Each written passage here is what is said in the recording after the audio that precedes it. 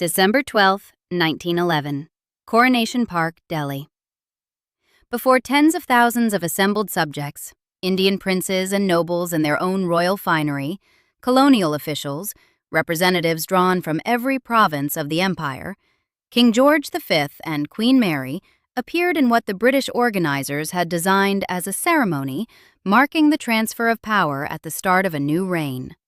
They were demonstrating, in person and at enormous expense, that they were Emperor and Empress of India.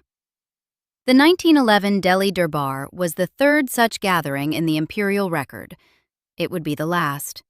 No subsequent British monarch ever attended one. Queen Mary had commissioned the appropriate jewels from Gerard earlier that year, a complete parure of diamonds and Cambridge emeralds, finished in June.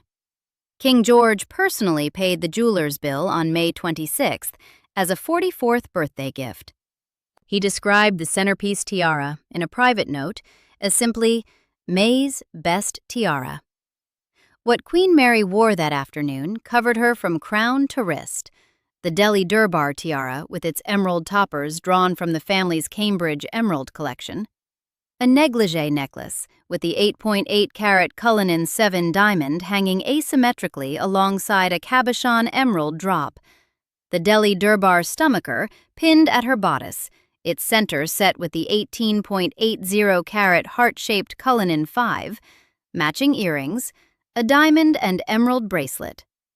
Gerard had also completed, for this same ceremony, the imperial crown of India, set with diamonds, emeralds, rubies, and sapphires, which King George wore into the ceremony and kept on throughout. That crown was never worn again. It sits today at the Tower of London.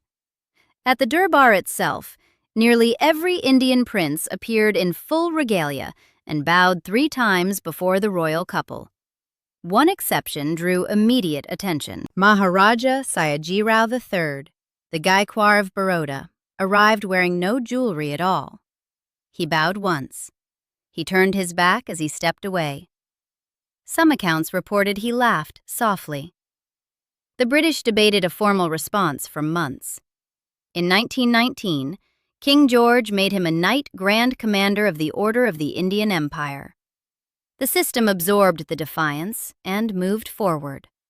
Queen Mary never assembled the complete parure again. Individual components surfaced on specific occasions over the following decades. The tiara at European banquets, the Cullinan 5 at anniversary ceremonies. But the full set, every piece together as Gerard had designed them to function, hasn't been publicly seen as a unit since that single December afternoon. The stomacher was worn publicly by any member of the royal family on exactly one documented occasion in the modern era. The choker component, inherited by Queen Elizabeth II in 1953, is believed by experts to have never been worn by her at all across her 70-year reign. The parure is believed to remain in royal possession. Whether its maker's intention will ever be honored again is a question that has gone unasked in any official record.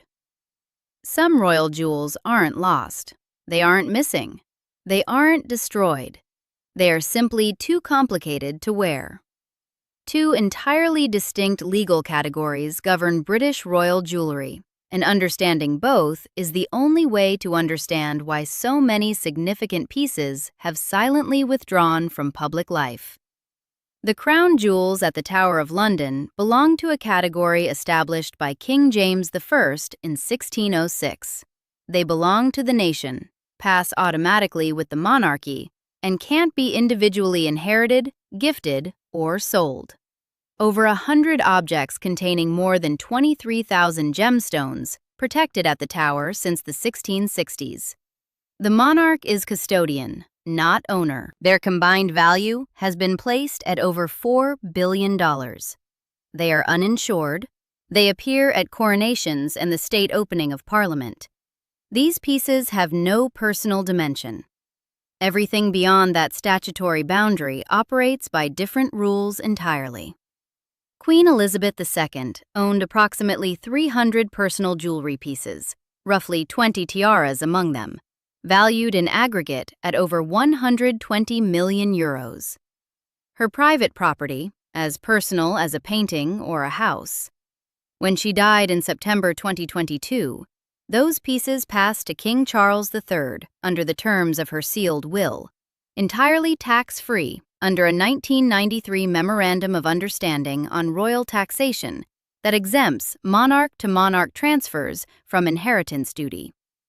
Royal wills have been sealed by precedent since 1911. The private movement of significant collections, thousands of objects worth hundreds of millions of pounds, happens without any public inventory, any distribution list, any institutional record accessible outside the family itself. A third category sits in murkier territory still: official state gift jewelry, pieces received by the monarch in an official capacity from foreign heads of state, occupies legal limbo between crown property and private estate. In April 2023, The Guardian published an investigation establishing that 11 pieces of jewelry, valued at up to £80 million, had been worn publicly by Queen Elizabeth II for decades and weren't held within the Royal Collection Trust.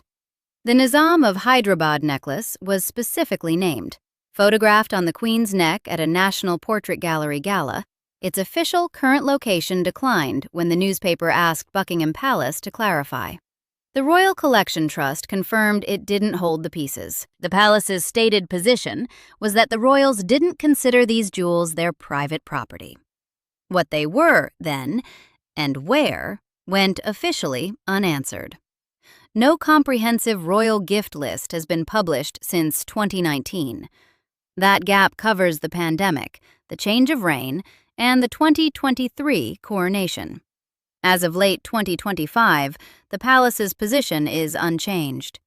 There is no public tracking mechanism for any of this. The Royal Collection Trust's searchable database covers more than 280,000 objects, but publishes no wearing histories for personal jewelry and provides no location confirmations for pieces outside its custody. The work of tracking what the royal family wears, when, and at which occasion, is carried out not by any official body, but by civilian researchers, specialist blogs including The Court Jeweler, royal watchers who cross-reference decades of state banquet photographs against court circular announcements, and jewelry historians who have assembled the closest thing to a comprehensive catalog from entirely outside the institution.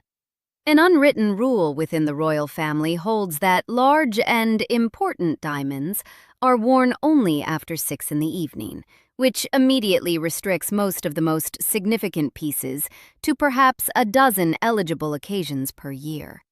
Pieces that don't appear at those occasions, year after year, accumulate dormant time until they cross some invisible threshold. No ceremony marks the crossing. The tiara stops appearing in state banquet photographs. The absence becomes the record. The most sympathetic reason a royal jewel disappears from public life has nothing to do with scandal or legal dispute. Victorian and Edwardian grand parures, complete suites of tiara, necklace, stomacher, earrings, bracelet, brooch, were designed for full court dress, heavily boned gowns with trained skirts, high necklines, specific posture requirements enforced by corsetry. Academic fashion history is precise about the consequence of that context ending. Robes de grande parure were being worn only for the most formal occasions, and those occasions are now almost entirely gone. Without the world that required them, the multi-piece suite designed to fill it becomes an object belonging to a different species of evening. Queen Alexandra's kokoshnik tiara makes this problem visible in the most specific possible way. In 1888, the Prince and Princess of Wales were approaching their silver wedding anniversary. A committee of 365 aristocratic women, organized and led by 4 prominent figures: the Marchioness of Salisbury, wife of the Prime Minister; Maria, Marchioness of Aylesbury, who sat on the opposing Liberal side of the Home Rule debate; the Countess Spencer, and the Countess of Cork, pooled resources and asked Alexandra directly what she would like. She answered immediately: a tiara just like the one her sister, Empress Marie Fyodorovna of Russia, wore at the Romanov court. The committee turned to Gerard and asked them to replicate the Russian piece. The internal politics of the committee proved thornier than the design process. Georgina, Marchioness of Salisbury, assumed that as the wife of the Prime Minister, she would naturally present the finished tiara. Maria Aylesbury disagreed.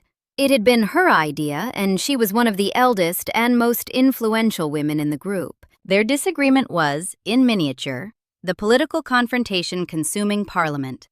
Salisbury and Aylesbury, each on opposite sides of the Irish Home Rule question. Aylesbury prevailed. She read an address on behalf of all 365 subscribers and presented the tiara to Alexandra at Marlborough House on the morning of March 10, 1888, the day after Emperor Wilhelm I of Germany had died, which meant the entire royal family received the gift dressed in deep mourning.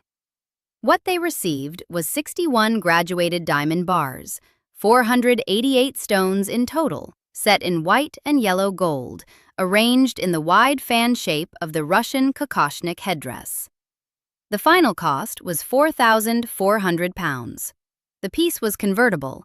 The entire diamond structure could be removed from its frame and worn as a fringed necklace, and Gerard supplied a fitted box and an album containing the signatures of every woman who had contributed. The Sydney Morning Herald, covering the anniversary reception the following month, described it as a series of straight spikes, the longest being in front and the size diminishing towards the back.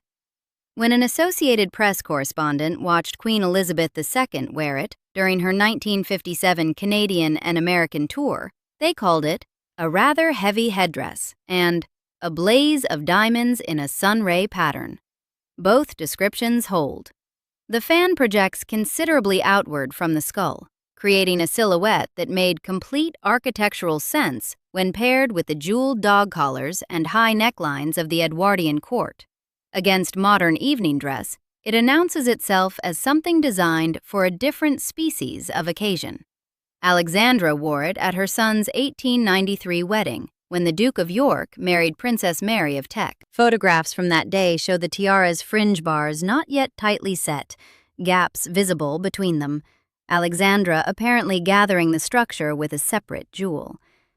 2 years later, Gerard solved the problem with a new self-adjusting frame. Lady Cynthia Colville, recording domestic life under King George V and Queen Mary, noted as an unremarkable detail that dressing for dinner at home included tails for him and a tiara for her.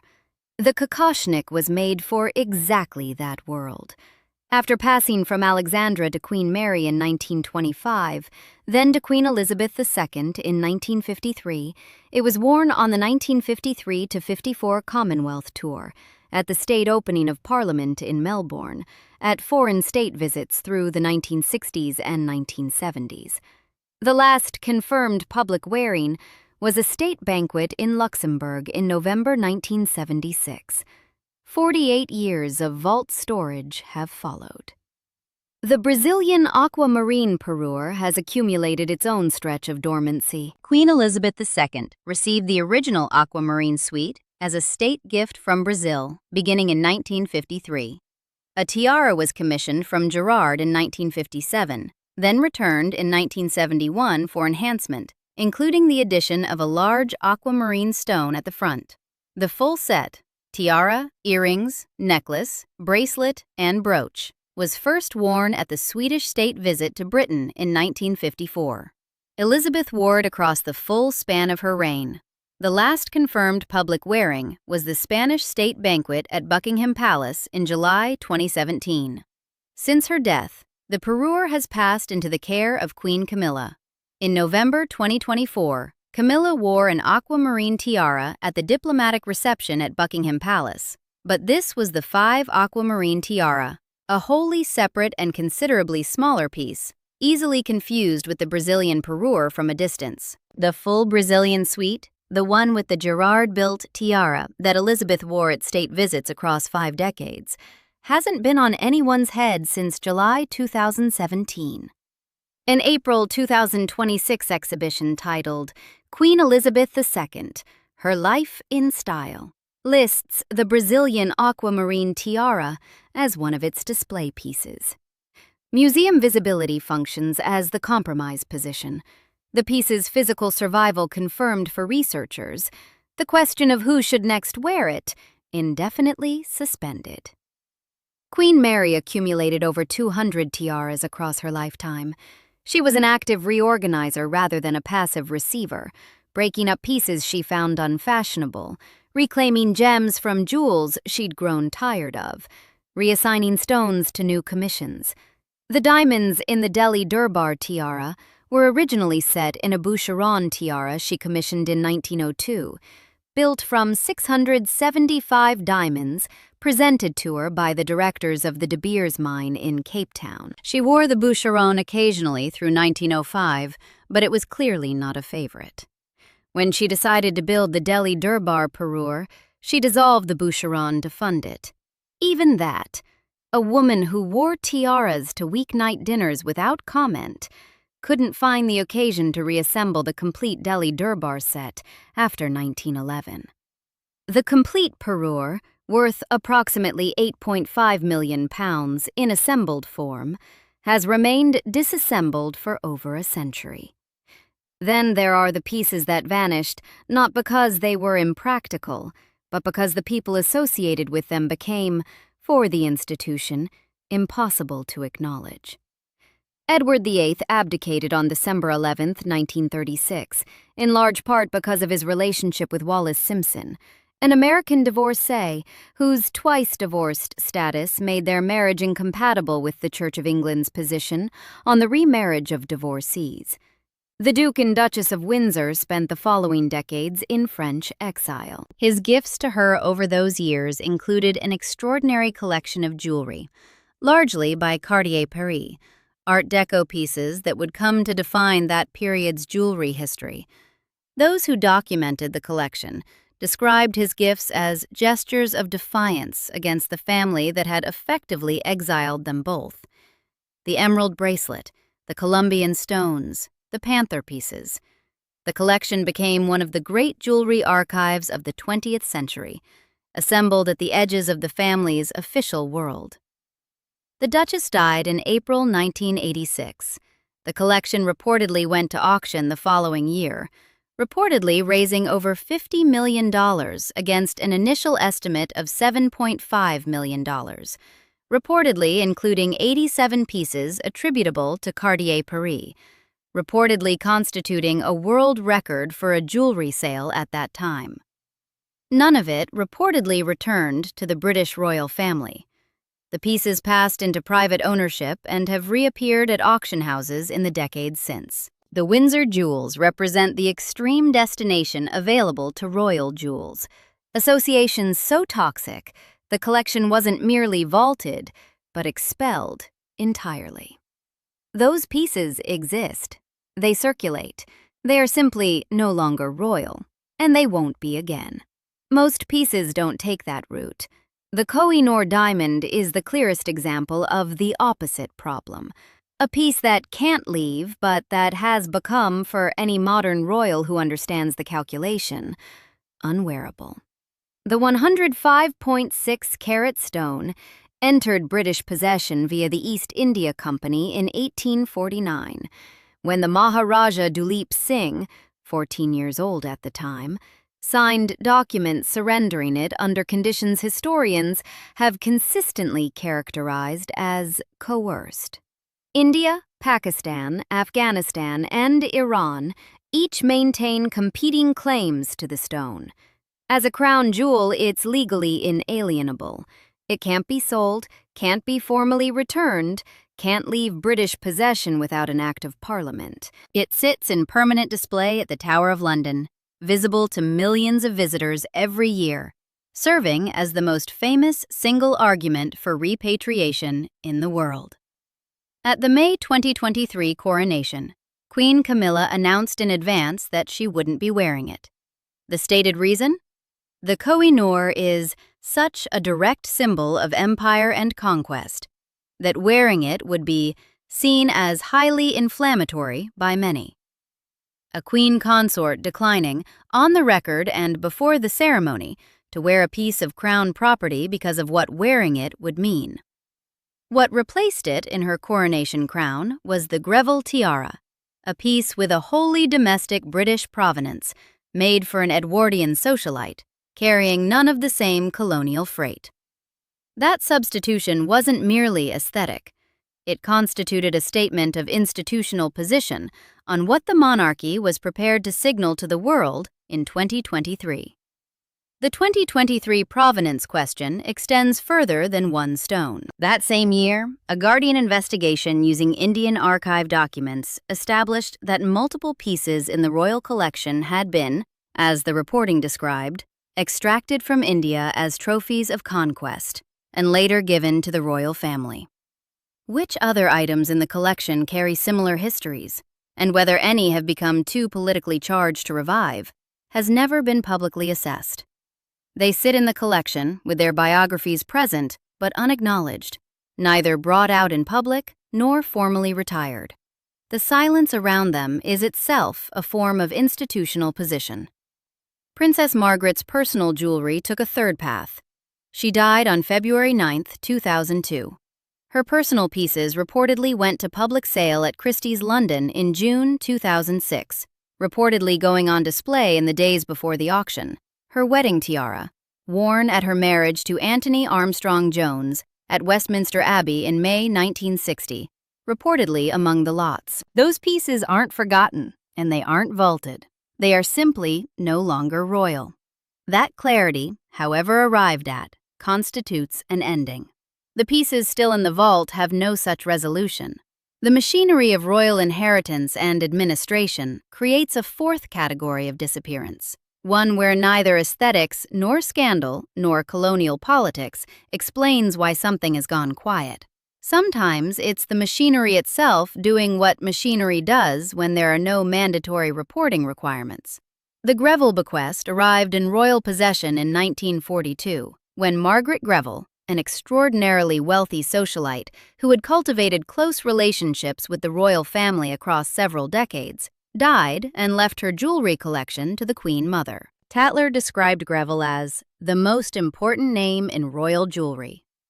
The bequest included a spectacular 5-row diamond festoon necklace and a suite of emeralds reportedly descended from Empress Josephine of France's personal collection.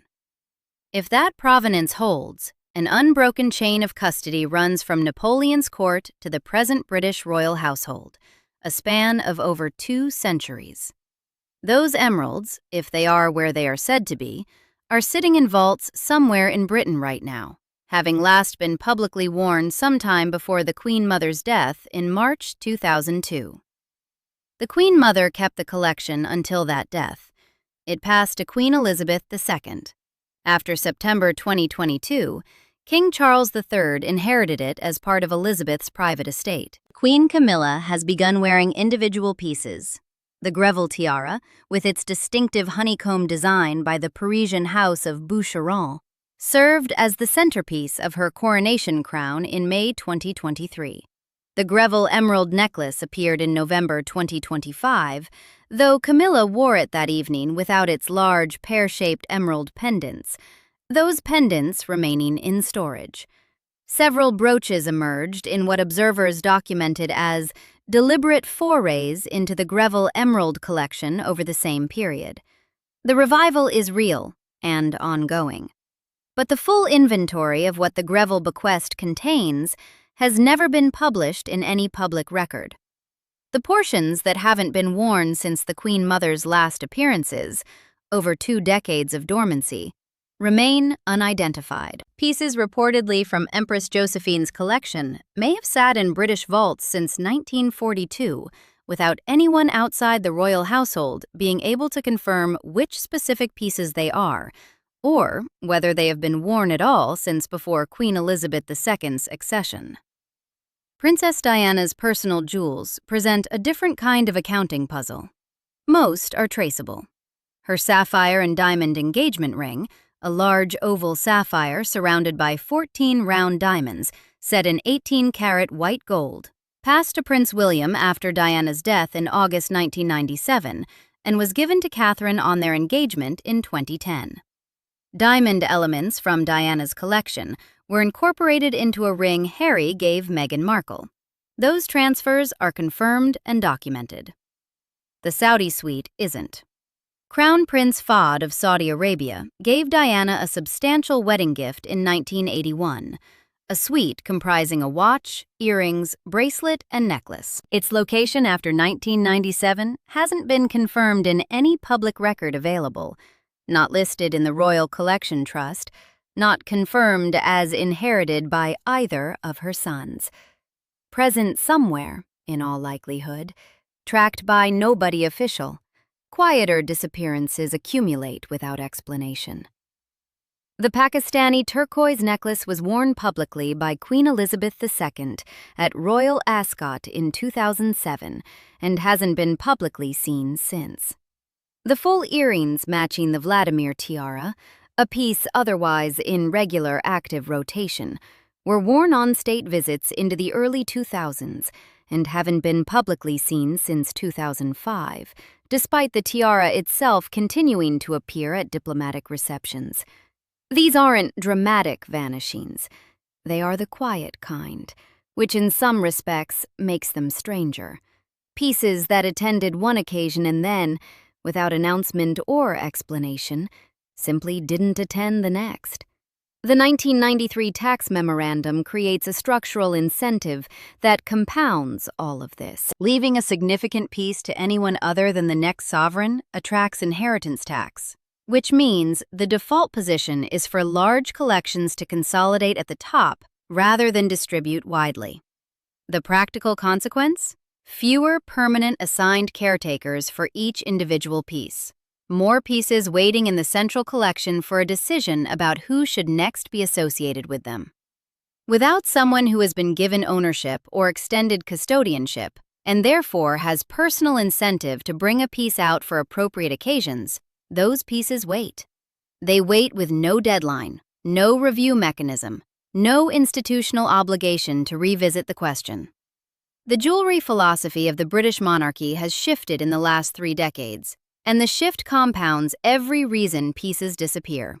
In 14 years as a working member of the royal family, Catherine, Princess of Wales, has worn 5 tiaras.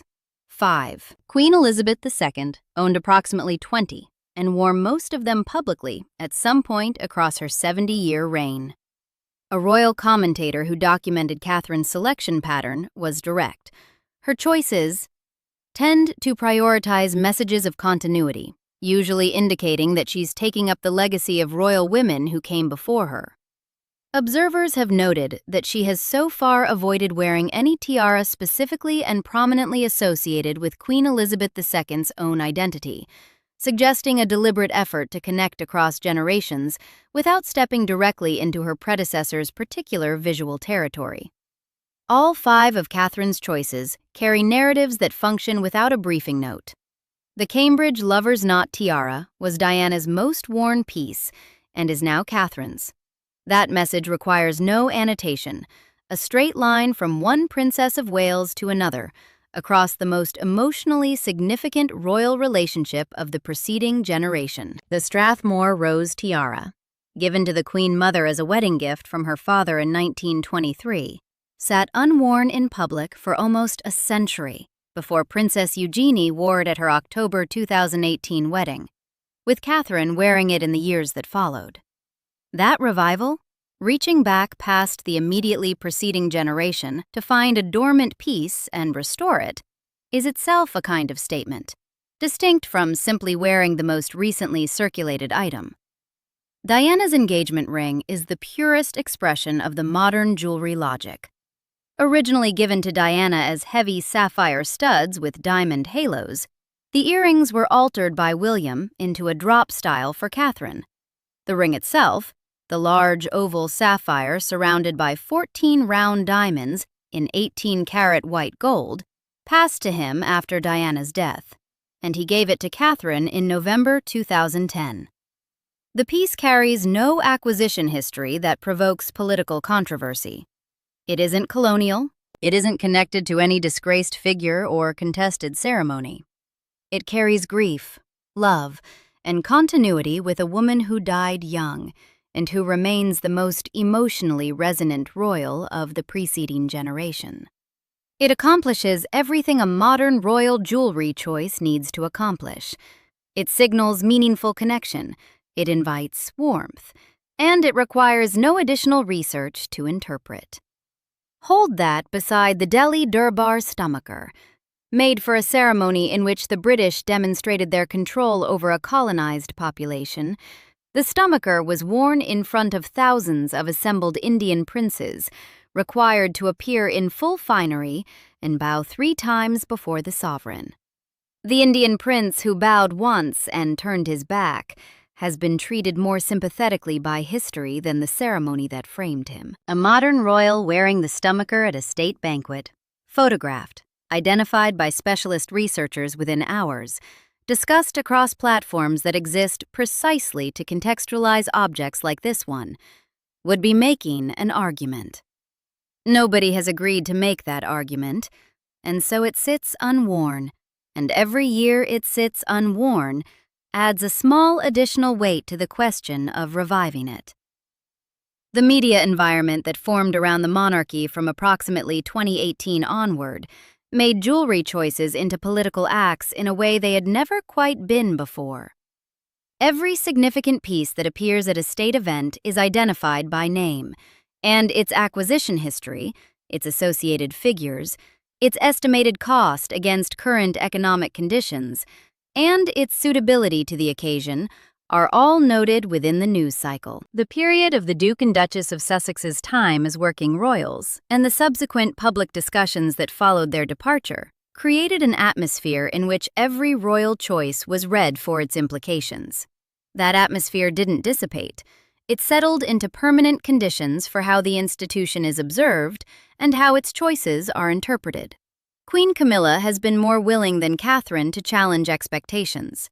One analyst described her as having dramatically changed the old-style rules on royal jewelry. She has worn significant pieces in less conventional contexts, revived dormant items, mixed historical jewelry in new combinations. The Greville emeralds are emerging piece by piece. But even with that willingness to experiment, Camilla hasn't reached for the Brazilian aquamarine parure. She hasn't assembled the complete Delhi Durbar set. She hasn't wrought out the pieces whose colonial associations are most actively discussed, or whose original ceremonial contexts are most historically charged. Each year, a parure goes unworn, makes reviving it fractionally heavier. Not because anyone decided this, because time, context, and the absence of any resolution mechanism have made it so. The kokoshnik spent 48 years accumulating that weight. The Brazilian aquamarine parure has now spent approximately 8 years on the same trajectory, its silhouette visible in a museum exhibition rather than at a state banquet. Writing about jewelry at the early modern English court, the scholar Natasha Aways-Dean observed that the jewels a monarch wore reflected their wealth and magnificence and, by extension, that of the nation. The inverse is equally true. Jewels that aren't worn reflect something too, about where an institution stands in its relationship to its own history, about what has become too heavy to carry in public, about which parts of the past have become too complicated to celebrate. Their silence carries information, even when the institution itself says nothing. No formal process exists by which a royal jewel is officially retired. No ceremony marks the transition from active rotation to indefinite storage. No public list identifies the pieces that have passed, through the accumulation of unattended years, into practical unavailability. They stop appearing in state banquet photographs, and the absence becomes the record. That system does generate exceptions. The Strathmore rose tiara sat dormant for almost a century before Princess Eugenie wore it at her October 2018 wedding. Queen Mary's diamond cluster earrings spent approximately 13 years unseen before Catherine wore them at a Victoria and Albert Museum gala in October 2015. These rescues are real. The vault isn't entirely sealed. For every rescue, there are pieces still accumulating time. The Brazilian aquamarine parure, last worn in July 2017, now listed as a museum display item rather than a wearable jewel. The Delhi Durbar stomacher, worn publicly once in the modern era. The choker component of that same parure, which experts believe was never worn by Queen Elizabeth II at all across her entire 70-year reign, not once, for any occasion, at any hour. The 11 state gifts worth up to £80 million, whose location Buckingham Palace declines to confirm. The unrevived portions of the Greville bequest, dormant for over 2 decades, including pieces reportedly connected to the collection of Empress Josephine of France. The Saudi Suite, a wedding gift to a woman who has been dead for nearly 30 years, located nowhere any official record specifies. The Pakistani turquoise necklace, last worn at Royal Ascot in 2007. The Vladimir tiara earrings, absent from public view since 2005, despite the tiara itself remaining in regular use. These objects aren't missing. Missing implies something went wrong, something that could, in principle, be corrected. These pieces are present, somewhere in the considerable private holdings of the British royal family, in a collection that has never been required to explain itself to any external body. The institution does not easily discard. It also, increasingly, can't easily explain.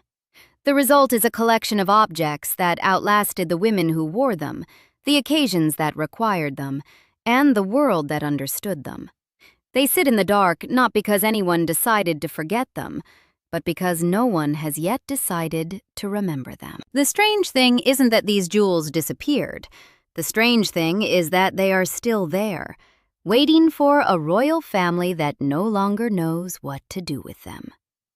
Subscribe for more stories like this.